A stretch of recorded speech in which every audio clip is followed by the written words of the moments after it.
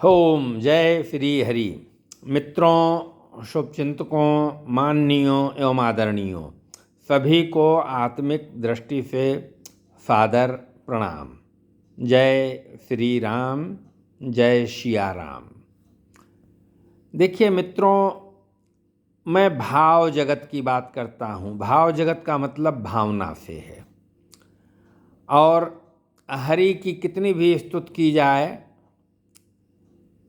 वो कम ही है, क्योंकि हरि असीम है। हरि असीम है। और मुख्य दृष्टि से अगर देखें हम, तो हमारा पंच महाभूतों के मिश्रण से जन्म होता है। क्षिति जल पावक गगन समीरा, पंच तत्व यह रचित शरीरा।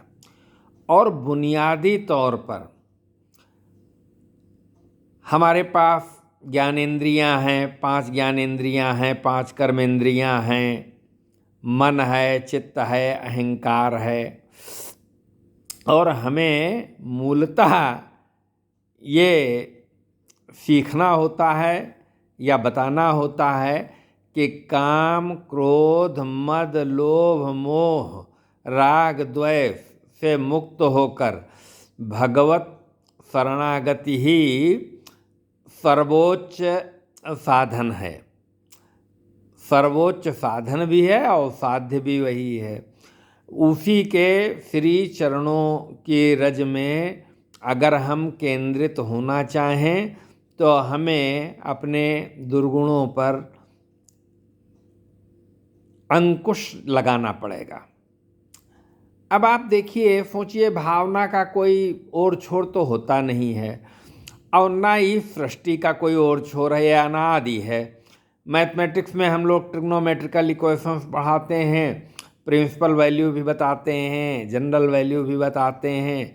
और भाई हम तो मैथमेटिक्स का होने के नाते -इन्फिनिटी टू +इन्फिनिटी यात्रा करते रहते हैं। और इन्फिनिटी अनंत कोई डिफाइन नहीं कर सकता है, अनंत अनंत है। और हमारे यहाँ सांस्कृतिक विरासत में ये कहा गया है, ओम पूर्णमदः पूर्णमिदं पूर्णात् पूर्णमुदच्यते पूर्णस्य पूर्णमादाय पूर्णमेवावशिष्यते। जब हम अनंत में गोते लगाते हैं तो उसके आनंद की कोई सीमा उमा नहीं रहती है। और रही बात ये कि चूँकि बौद्धिक जगत से हैं, इसलिए सब कुछ अपनी दृष्टि पे बौद्धिक व्यक्ति देखता है, देख सकता है। कहा भी गया है, जैसी दृष्टि वैसी सृष्टि।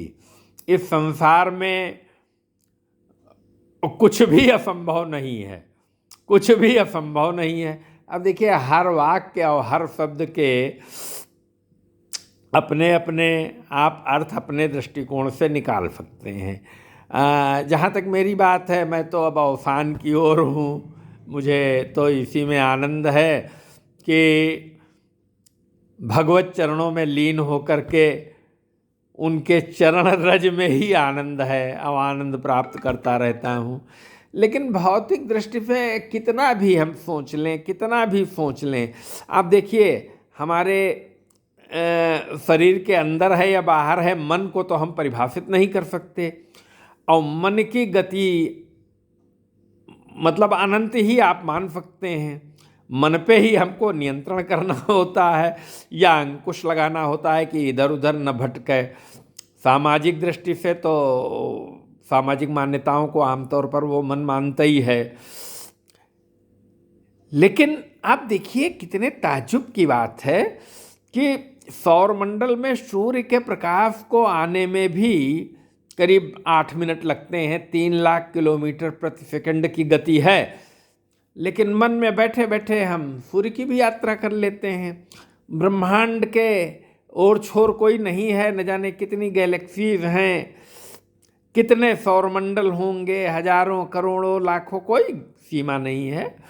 और इसलिए व्यक्ति के तौर पे तो मेरा सोचना यही है कि अपनी कामनाओं पे अंकुश पाना कह लीजिए, या कामनाओं को श्री नारायण के चरणों में समर्पित कर देना कहिए, आनंद ही आनंद है।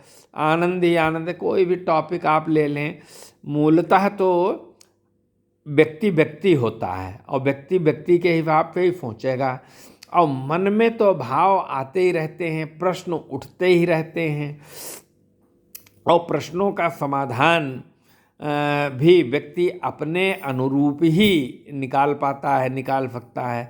और हमारे यहाँ नारायण ही सब कुछ हैं, चाहे आप माधवाय नमः कहिए, चाहे केशवाय नमः कहिए, चाहे नारायणाय नमः कहिए। और राम को महाविष्णु माना गया है, राम को महाविष्णु माना गया है, और राम राम ही में आनंद है। राम करते रहिए, मर्यादा पुरुषोत्तम राम हैं, आप उन्हें चाहे पुरुषोत्तम के रूप में मानिए और चाहे भगवान के रूप में मानिए। देखिए, एक विचार तो ये भी है कि भगवान से पृथक न तो कुछ है और न कुछ हो सकता है। हमारे यहाँ महात्मा लोग तो भजन गाते हैं, भजन में इतनी अलौकिकता, मेरे दृष्टिकोण से तो मैं अलौकिकता ही कहूँगा। क्योंकि वो बड़े यथार्थ ढंग से समझा देते हैं कि राम नाम चित धरतो, जो तू राम नाम चित धरतो। राम का नाम अगर चित्त में है तो फिर आनंद की कोई सीमा नहीं है। क्यों? भौतिक और सामाजिक दृष्टि से हम देखें तो जब हमारा शरीर शांत होगा, पत्नी और परिवार वाले घर के मुख्य द्वार तक आएंगे, जानने पहचानने वाले लोग शमशान घाट तक जाएंगे, और पुत्र भाई भतीजा किसके किस्मत में लिखा है या कोई और किसके किस्मत में लिखा है अग्नि संस्कार करना, वो अग्नि संस्कार कर देगा, कपाल क्रिया कर देगा, चला आएगा। उसके बाद यात्रा तो केवल मुझे अकेले ही करनी है, और यात्रा करनी है तो यात्रा के लिए साधन बहुत आवश्यक है। और हमारे लिए तो भाई साधन भगवान की कृपा से, भगवान ने अपनी कृपा दे रखी है, भगवान ने अपनी कृपा दे रखी है, और मेरे लिए तो हरिभजन ही साधन है।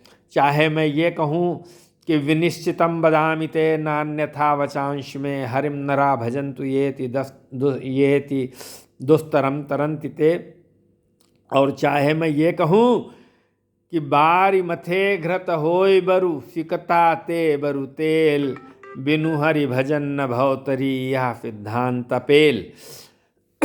बारी कहते हैं जल को, जल को मथने पे भले ही घी उत्पन्न हो जाए।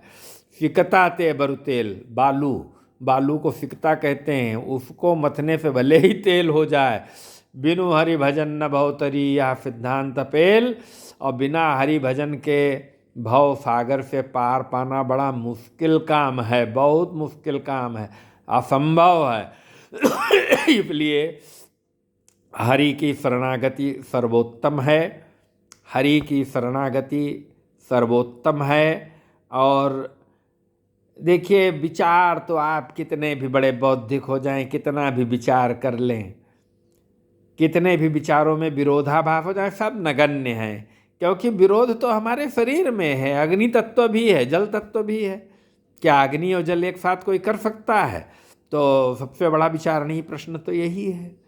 और हमारे लिए आनंद की बात यह है कि सृष्टि में जो कुछ भी होता है वो सब भगवान की लीला है, भगवान की लीला है। आप देखिए, भौतिक दृष्टि से ही देखिए, चाहे रसिया यूक्रेन का वार हो या कोई भी वार हुए हों, जो मरने वाले होते हैं तो सब जवान सैनिक ही होते हैं, सब कितने स्मार्ट होते हैं, क्षण भर में अलौकिकता को प्राप्त हो जाते हैं। वो कहाँ चले गए, कहाँ पहुंच गए, कुछ पता नहीं रहता है। समझ गए आप? तो भाव था ये, इन भावों की कोई सीमा तो है नहीं। भाव व्यक्त कर दिया, और फिर भोले बाबा, माता पार्वती यही कहती हैं, तुम पुनि राम राम दिन राती, सादर जपहूँ अनंगा राती। तो भाई राम का नाम ही तो अनमोल है। राम राम राम राम राम कहिजे जमुहाही, तेनहि न पाप पुंज समूहाही। राम नाम नरकेसरी, कनक कसिप कलिकाल, जापक जन प्रहलाद जिमि, पालिहि दलि फुरसाल। और एक बात आप समझ लीजिए, हमारे यहाँ नारायण ही सब कुछ हैं, नारायण से बड़ा कोई नहीं है। और बड़ी जिज्ञासाएं, बड़ी प्रश्न किए गए हैं। फिर कभी बात होगी तो बात होगी। फिलहाल तो मेरा महाविद्यालय जाने का समय हो चुका है, इसलिए अब मैं अपनी वाणी को यहीं श्री राम जी के चरण कमलों की रज में समर्पित करता हूँ। जय श्री राम।